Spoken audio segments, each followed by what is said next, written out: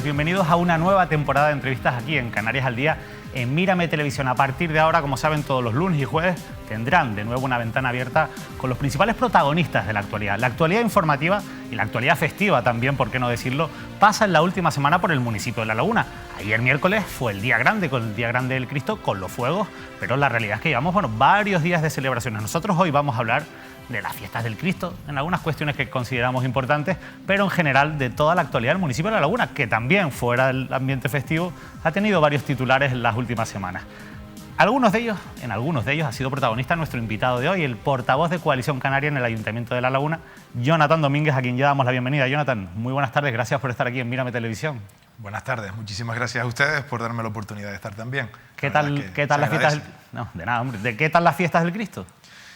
Pues bien, dentro de lo normal, una fiesta de recuperación, ¿no? De vuelta a la normalidad, y dentro de esa normalidad, pues, bueno, bien, yo creo que no se pueden tachar de otra manera, con alguna que otra cosa que nosotros, por ejemplo, mejoraríamos, pero en términos generales creo que bien. ¿Saben cuánto han costado estas fiestas del Cristo?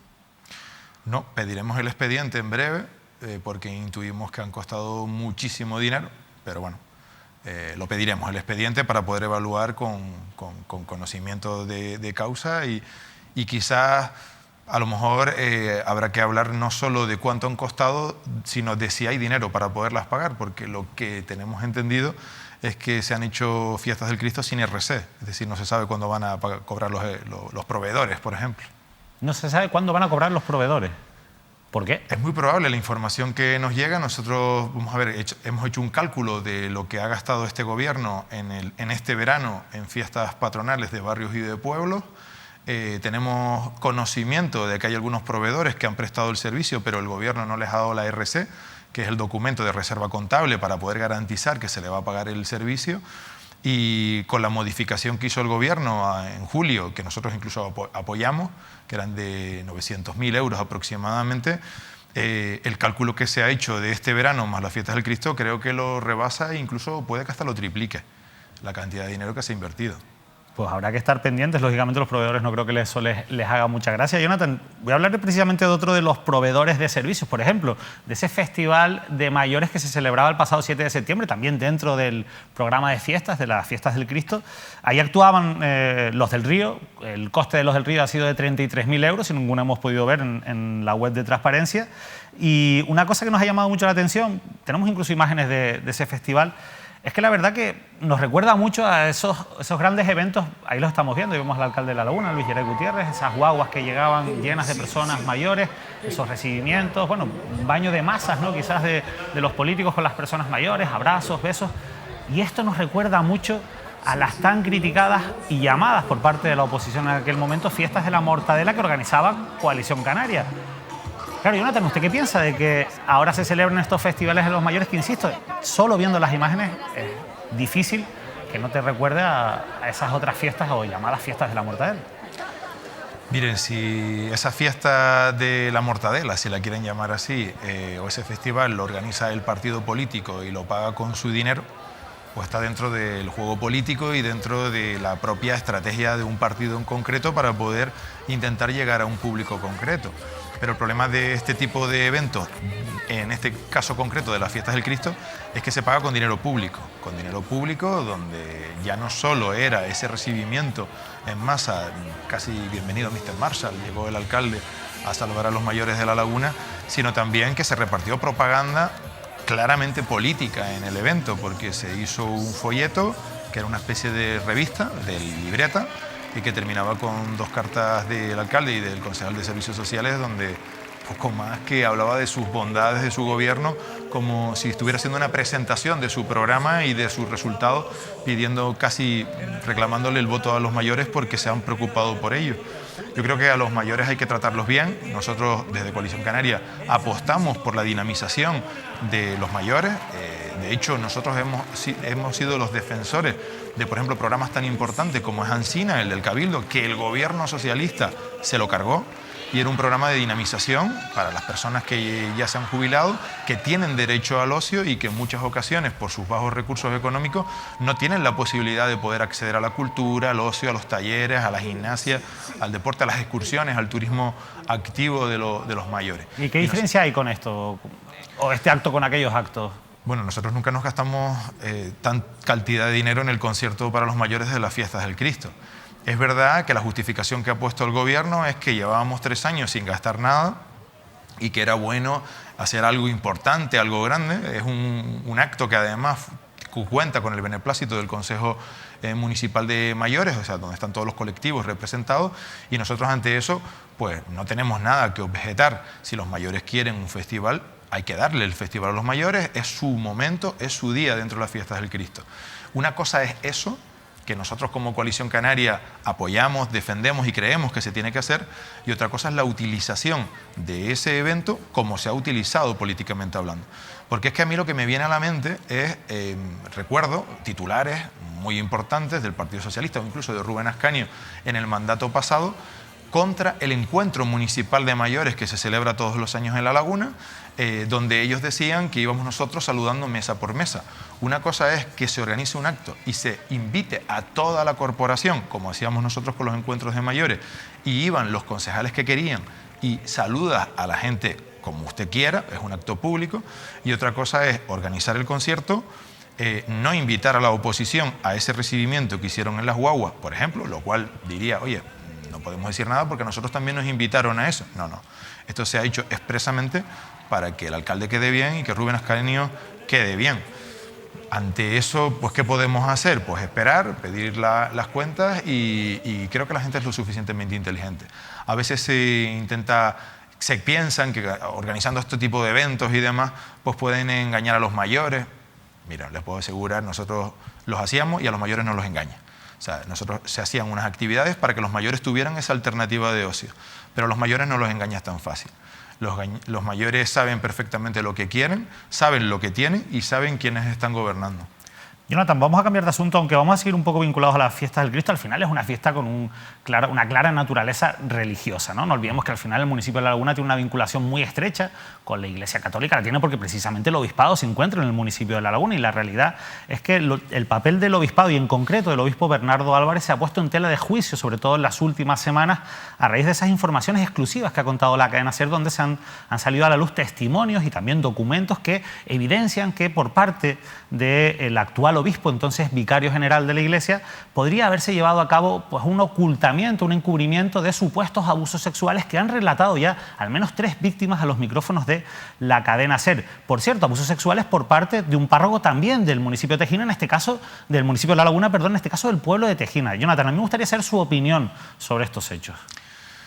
Bueno, nosotros, a ver, mi opinión personal, no como partido, evidentemente. No, su opinión personal, por supuesto. Mi opinión personal, ya no respecto al obispo, sino respecto al párroco que cometió esos abusos y que ha sido denunciado y que además ha renunciado a ser párroco, ya no es párroco ese señor, pues mi rechazo a ese tipo de actitudes. Eso no se puede permitir en una sociedad como la actual.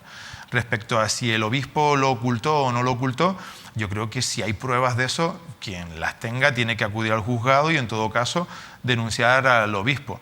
En lo que nosotros no vamos a participar es en un escarnio público contra la cabeza de la institución religiosa en el municipio de La Laguna, en la provincia, puesto que no nos gustan los juicios paralelos en este sentido y consideramos que este tipo de campañas que se pueden iniciar contra el propio obispo no buscan solamente que se esclarezca la verdad, buscan ir contra una institución o contra una religión o contra un movimiento católico, religioso o lo que corresponda. ¿Usted cree que eso es lo que buscan las víctimas y los testimonios de las víctimas que hemos escuchado? Yo no hablo de las víctimas, yo hablo de los que puedan iniciar cualquier tipo de iniciativa política, por ejemplo, contra el obispo. Tengo entendido que Rubén Ascanio quiere llevar una moción al próximo pleno para ir contra el obispo, no sabemos exactamente cuál es el contenido de esa moción.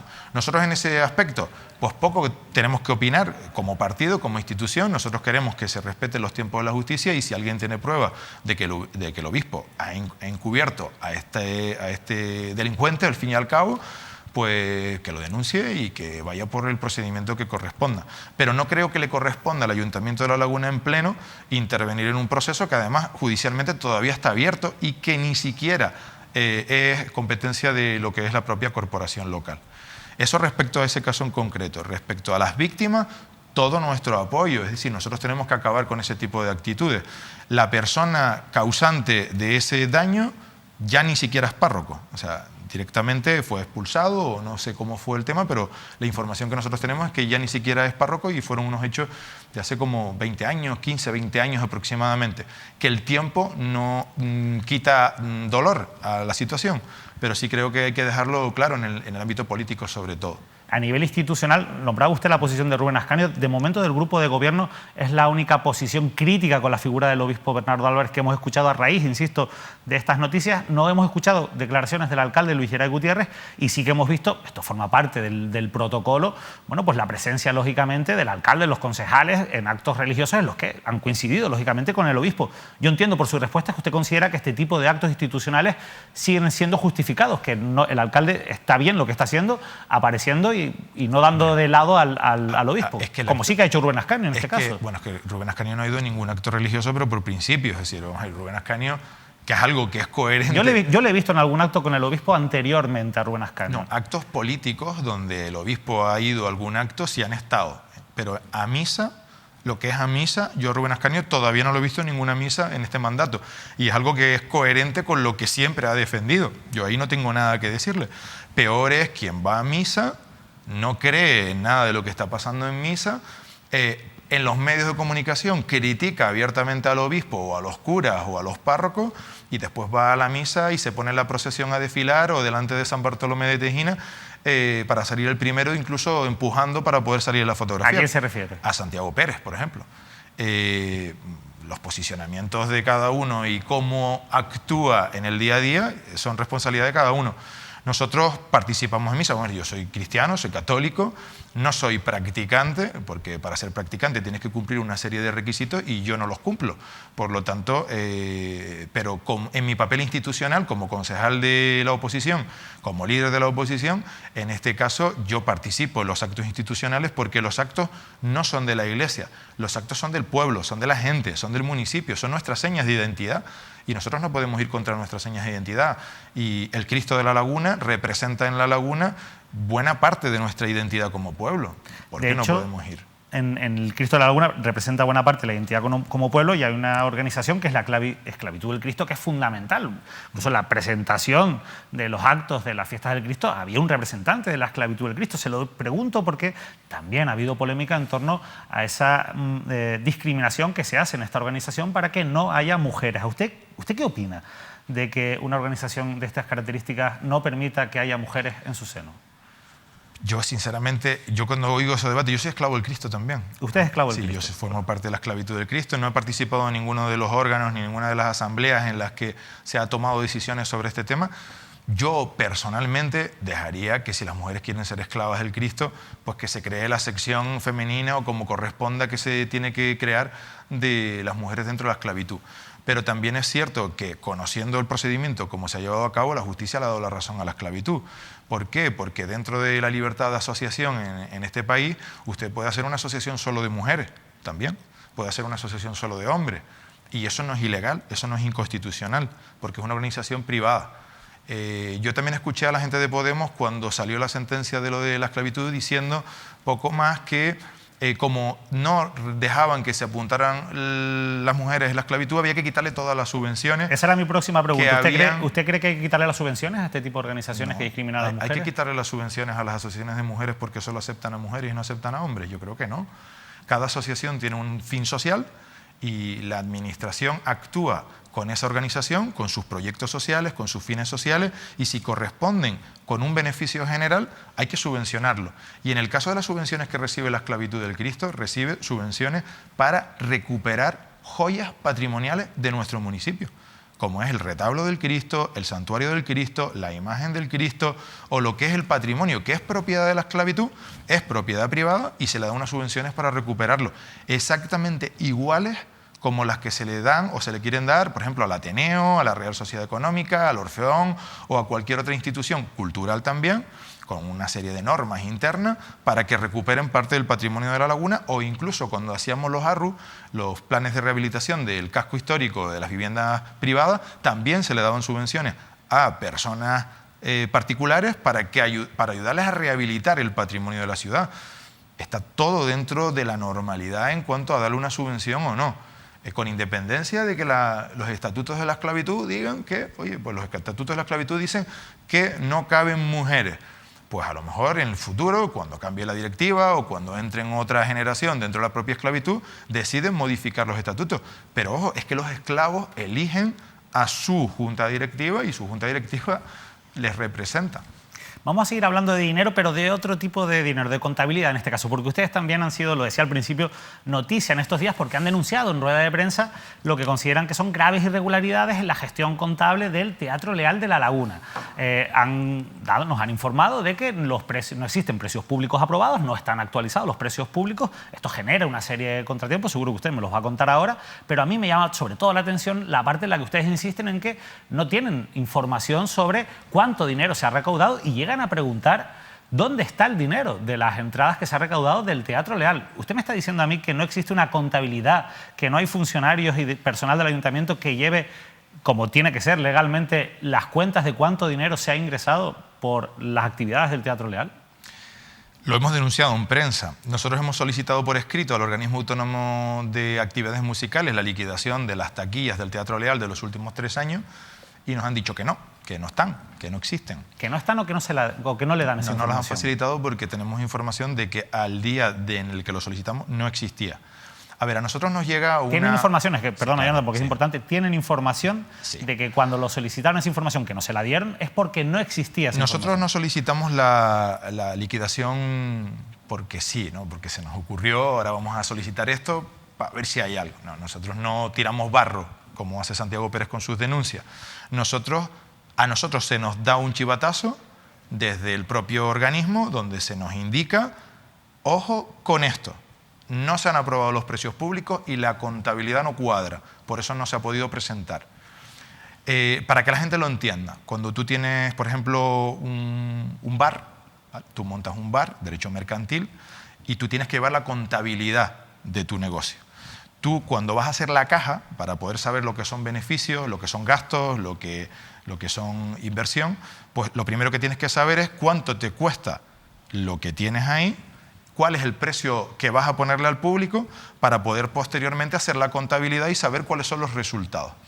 El Ayuntamiento de La Laguna tiene un organismo autónomo que es el que gestiona el Teatro Leal y tiene la obligación legal de aprobar los precios públicos. ¿Por qué? Porque el Teatro Leal es deficitario, pero es normal que sea deficitario porque el objetivo del Teatro Leal es un templo de la cultura para que toda la ciudadanía pueda acceder a la cultura. ¿Cómo? Subvencionándola por parte del ayuntamiento.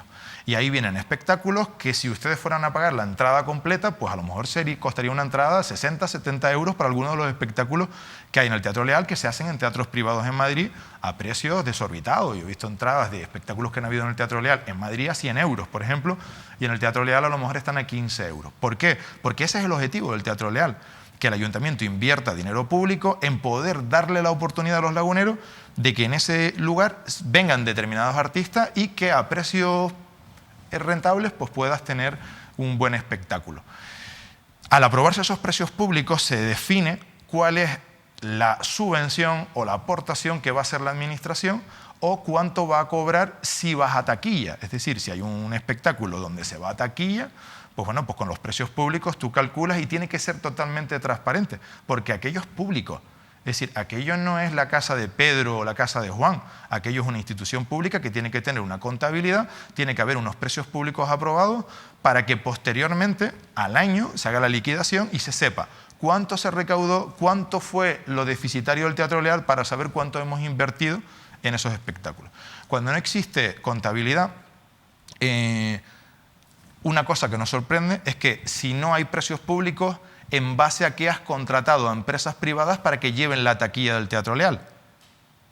Porque es que se han contratado Se han hecho contratos menores con determinadas empresas para que gestionen la taquilla del Teatro Leal sin tener los precios públicos aprobados, que han cobrado. ¿Nunca se ha gestionado la taquilla del Teatro Leal con empresas privadas hasta ahora?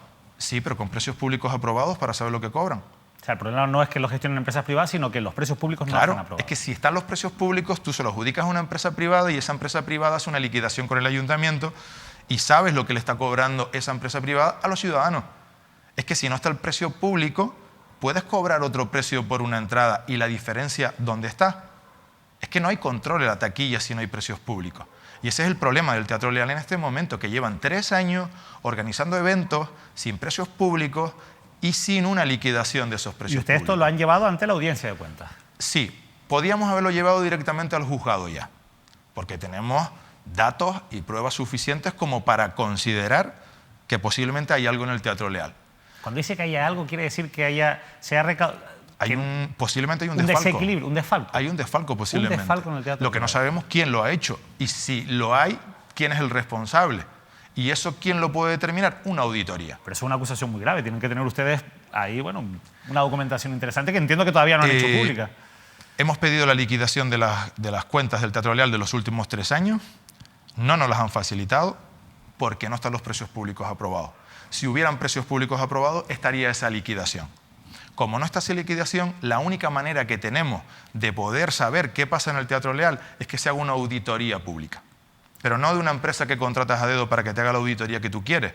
La institución que puede hacerlo es la audiencia de cuentas. Por eso van a la audiencia de cuentas. Efectivamente. Pero, ¿y los filtros de fiscalización del ayuntamiento, los funcionarios, no han saltado las alarmas con este asunto? A nosotros nos ha llegado la información de algún lugar. O sea, precisamente los que están asustados con lo que ha pasado. Entonces entiendo que también tendrá que haber algún informe o algún documento. El problema es que no lo hay. Del ayuntamiento. Y eso es lo grave. Porque ¿cómo puede ser posible que un ayuntamiento como el de La Laguna, con un organismo autónomo, en 3 años no haya fiscalizado sus cuentas? Pero es que esto también viene porque es que el propio ayuntamiento de La Laguna tampoco ha fiscalizado sus cuentas en los últimos 3 años. No, con el cambio de fiscalidad. Se lo decía porque si al final, si los funcionarios lo que hacen es contárselo al partido político que a lo mejor les caiga mejor o peor de la oposición, en vez de ir a un juzgado, en vez de denunciarlo ellos, en vez de hacer algún informe y ponerlo de manifiesto, también parece significativo, ¿no? ¿Así funciona el Ayuntamiento de La Laguna, de esta manera? Yo creo que ha funcionado toda la vida. Y si no, pregúntale a Santiago Pérez donde recibía algunas informaciones. Es que vamos a ver, es que eso suceda ahora, ha sucedido siempre. Usted ha criticado también en las redes sociales recientemente un gasto de 130.000 euros que asegura que es para autobombo. Incluso llega a decir que es para que se paga para que le redacten al alcalde las cartas festivas. ¿Podría explicarnos a qué se refiere? Mira, una modificación presupuestaria, está el documento, no sé si en redes sociales lo puede sacar. Hay un documento porque el día 8 de septiembre se lleva una modificación presupuestaria al Pleno que es aprobado por la mayoría del Gobierno, con 2 epígrafes concretos. Uno es para publireportajes de las fiestas del Cristo, de las fiestas de Navidad y de la campaña de Reyes, de la Noche en Blanco creo que son publireportajes, 130.000 euros que se van a gastar en esa cantidad de dinero. Si nosotros hacemos memoria de los publireportajes que se hicieron, por ejemplo, el año pasado por esas mismas fechas, son publireportajes que son entrevistas de los concejales de gobierno donde hablan más de ellos y de su gestión que realmente de la Navidad, que realmente de la Noche en Blanco, que realmente de las fiestas del Cristo. Ante los hechos, nuestras afirmaciones. Pero lo que más nos ha llamado la atención no es esa modificación, que es una modificación que está dentro de los gastos normales que realiza el ayuntamiento, aunque para nosotros es exagerada en cuanto a la cantidad que se va a destinar en este momento. A nosotros la modificación que nos ha llamado poderosamente la atención es la de 30.000 euros para contratar servicios de redacción de las cartas del alcalde en los libros de las fiestas patronales de los pueblos y los barrios del municipio. Y no lo digo yo, lo dice textualmente el expediente, que esa cantidad de dinero es para contratar empresas o servicios a terceros para que le redacten las cartas de los libros de las fiestas al alcalde, sus entrevistas y sus reportajes de alcaldía. Y está en la sección de alcaldía, 30.000 euros. Pero no es que ahora de repente son 30.000 euros al final del mandato. Es que en este mandato Luis Geray se ha caracterizado por gastos de estas características en esas mismas partidas. ¿Usted sabría decirme cuánto le cuesta al año en autobombo, lo que ustedes llaman autobombo, propaganda, a los ciudadanos de La Laguna de este gobierno municipal? 2021 cerca de 3 millones de euros, 2021. 3 millones de euros. Entre todas las partidas presupuestarias de todas las áreas de gobierno, entre lo que es publicidad directa, lo que es propaganda o lo que son ahora las redes sociales, casi 700.000 euros solo en gestión de perfiles de redes sociales, eso es lo que gestiona, lo que gasta en este momento el Ayuntamiento de La Laguna. Y además, antes nos estábamos sorprendiendo con el tema de lo del Día de los Mayores. Mira, lo del Día de los Mayores, si Luis Geray cree que así va a ganar las elecciones, yo hasta se lo perdono, ¿no? Usted, así los mayores lo pueden ver, que llevan 3 años sin verlo, que lleva 3 años de alcalde y no se ha molestado en ir a las asociaciones de mayores a saludarlo o a ver cómo estaban durante la pandemia. Bueno, ahora viene con los del Río, no pasa absolutamente nada. A mí lo que sí me preocupa es la cantidad de dinero que se gastan en redes sociales, en perfiles institucionales, y solo puede entrar, si quiere, cualquier ciudadano que entre hoy al Facebook del Ayuntamiento de La Laguna, que mire la galería de fotos que han publicado del día 14 de septiembre, donde estábamos prácticamente más de la mitad de la corporación municipal y solo salen fotos de primer plano del alcalde y de los concejales del grupo de gobierno. Creo que usted sale en alguna, pero muy pocas, ¿eh? Muy pocas, pero en alguna. Yo ninguna. Sí, porque las estuve revisando antes y le vi en alguna, pero en mi muy pocas. Facebook, a lo mejor fue en el suyo donde las vi, pero... En el mío sí, pero evidentemente mi Facebook es mío, es privado, ¿no? O sea, no le cuesta un duro a los ciudadanos. Pero es que el Facebook del Ayuntamiento es institucional y es de todos los ciudadanos. No es el Facebook del Partido Socialista o del grupo de gobierno. Eso lo pagamos los ciudadanos. Le quiero preguntar por 2 asuntos antes de terminar. Hay uno que, bueno, ha nombrado usted varias veces a Santiago Pérez a lo largo de la entrevista y antes decía que, bueno, que esto no son como las denuncias de Santiago Pérez que tira barro contra la pared. Bueno, hay una denuncia de Santiago Pérez que de momento se sigue instruyendo y que es importante y que fue noticia en el día de ayer porque el fiscal del Tribunal Supremo ha pedido la declaración en calidad de investigado del exalcalde de La Laguna, Fernando Clavijo, por el llamado caso Reparos. En el documento del escrito del fiscal del Tribunal Supremo pues se viene a decir que se levantaron más de 100 decretos dictados para levantar los contundentes reparos formulados por la Intervención General y prorrogar contratos millonarios, y que ello revela una reiteración en la práctica que denota un uso generalizado y no puntual o basado en cuestiones de urgencia. Ese texto es literal, la acusación de la Fiscalía, y llega al Supremo. Esto es la Fiscalía del Supremo ya. Sí, pero porque vamos a ver, la Fiscalía del Supremo, eso llega al Supremo porque lo solicita el propio Fernando Clavijo y sus abogados, porque el tema estaba estancado en los juzgados de La Laguna. Yo le puedo asegurar que eso no es así. Y lo que hace esto es una trasladarlo. No, Jonathan, esto es una cuestión procesal, se termina la instrucción, se tiene que mandar una declaración, en este caso por parte de la jueza de instrucción que ha instruido esto, en base a un previo informe que realiza, amplio informe, la Fiscalía Provincial de Santa Cruz de Tenerife. Es verdad que, lógicamente, Fernando Clavijo lo habrá pedido o no.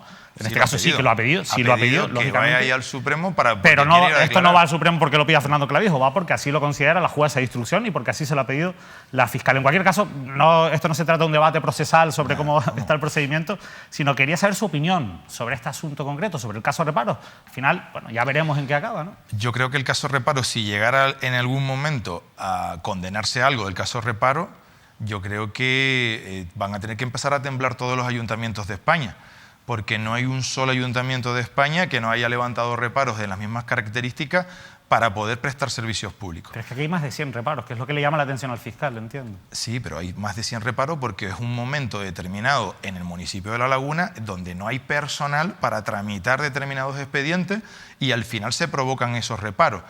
Hay un problema en el Ayuntamiento de La Laguna con el cambio de fiscalidad como consecuencia de la Ley Montoro, la Ley de Racionalización del Gasto Público, y coinciden todos esos reparos en el periodo de adaptación de todo el procedimiento administrativo a esa nueva ley.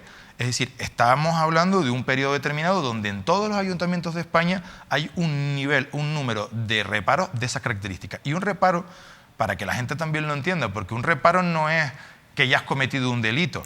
En el ayuntamiento hay 2 órganos fundamentales para la fiscalización de cualquier procedimiento reglado, donde está por un lado Intervención, que regula todo lo que tiene que ver el ámbito económico, y la Secretaría del Pleno o los servicios jurídicos, que es toda la parte de cumplimiento del procedimiento reglado, del procedimiento administrativo.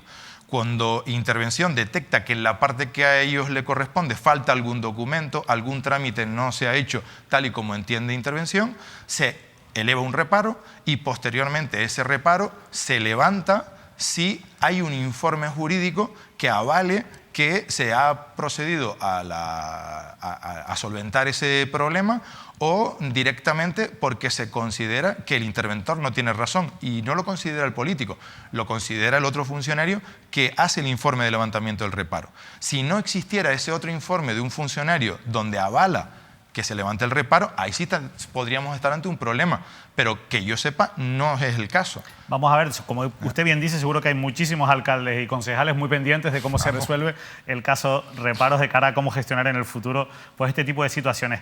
Pero antes de terminar, porque la última cuestión que quería tratar tiene que ver también con la actualidad, es la dimisión de su excompañera Candelaria Díaz, que bueno, pues ha presentado una carta de dimisión en los últimos días.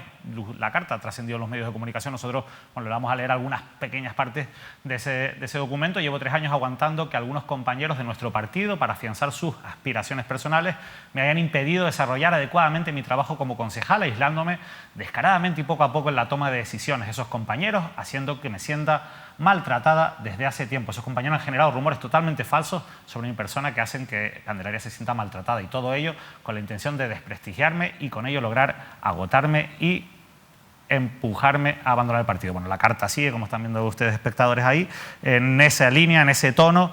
Claro, Candelaria Díaz no es cualquiera, era la número 2 del partido, ha sido concejal en el pasado mandato con importantes responsabilidades. ¿Qué ha pasado, Jonathan? Pues yo creo que hay que preguntarle a ella, porque yo no me siento para nada aludido con la propia carta. O sea, ¿usted no se considera una de esas personas a las que alude Candelaria Díaz? Es imposible que yo me pueda sentir aludido, porque mi relación con Candelaria Díaz Cazorla en los últimos 8 años ha sido una relación dentro de la normalidad, como compañeros de grupo municipal en el mandato pasado. Ella tenía unas áreas de superior rango que las mías, con lo cual yo era subordinado de ella. En todo caso, a lo mejor el agraviado hubiera sido yo, pero no ha sido así, y tampoco lo puedo decir porque estamos dentro de lo que es la propia gestión pública. Nosotros hemos emitido un comunicado como partido, como Coalición Canaria, que es lo que nos corresponde, donde además de agradecer a Candelaria Díaz Cazorla por todo lo que ha aportado al partido, nadie va a dudar nunca de que Candelaria ha sido una persona muy importante dentro de Coalición Canaria en el pasado reciente, con José Alberto, era la número 2 de José Alberto, tuvo áreas de muchísima responsabilidad en el mandato pasado y cumplió con la verdad que con bastante solvencia lo que era su función dentro de lo que era el propio partido y la propia organización y el propio ayuntamiento. Una vez nos vamos a la oposición, el partido comienza un proceso de renovación, de transformación. Nos tenemos que transformar en una alternativa viable para los ciudadanos para poder volver al municipio, a gobernar el municipio. Y en ese proceso de cambio, de adaptación del propio municipio, pues la verdad es que yo a Candelaria no la vi. Es decir, Candelaria en su momento tenía unos acuerdos de equipo con José Alberto, que era su número 1, y una vez José Alberto deja el poder, pues la verdad es que yo no la vi a ella nunca participando en ningún tipo de procedimiento.